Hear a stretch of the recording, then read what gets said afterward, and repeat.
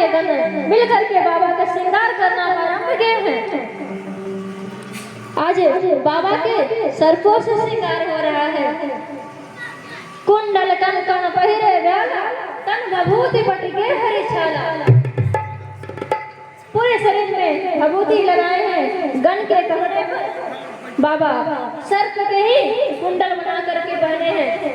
किसी ने कहा बाबा एक काम कीजिए, ऐसे कैलाश में रहते हैं तो सही है, लेकिन दूसरे के देश में जाना है तो नंगा अच्छा नहीं लगेगा ना, आप तो नंगे अवस्था में हैं।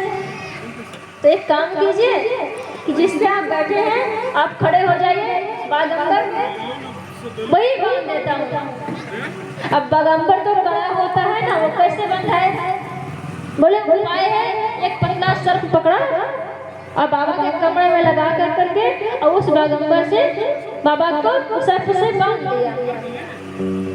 अब वो सर्प सोच रहा है कि बाबा का विवाह में जा रहे हैं, सब लोग नाचेंगे, क्या हम नहीं नाचेंगे? आप सोच करके तुरंत वो जैसे ही सर्प वहां से हटा है और बाबा का बागंबर भी खुल गया।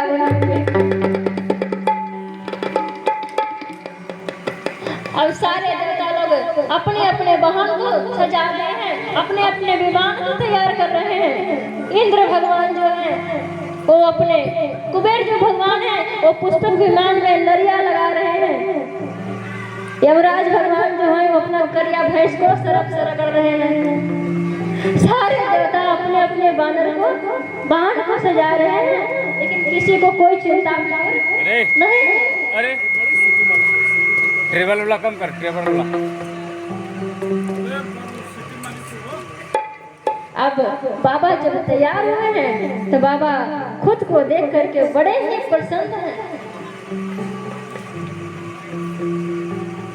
और बाबा प्रसन्न हैं। किसी ने कहा बाबा आपके तो रिश्तेदार हैं ना, राम जी परिवार लगते हैं ना, तो क्यों नहीं आप उनसे कह करके एक रत्न भरे मौरी सेहरा मांग लेते हैं उनसे? करे उनसे क्या मांगना है जा करके? मुझे दुनिया के लोग की तरह विवाह नहीं करना है। आजकल जो नौजवान भाई हैं उनसे ये पूछना है कि यदि आपको विवाह करना पड़े और किसी ने कह दे कि विवाह में आपको सर्प हाथ में लेकर जाना पड़ेगा तो क्या विवाह करेंगे? नौजवान भाई तो पहले ही डर जाएंगे।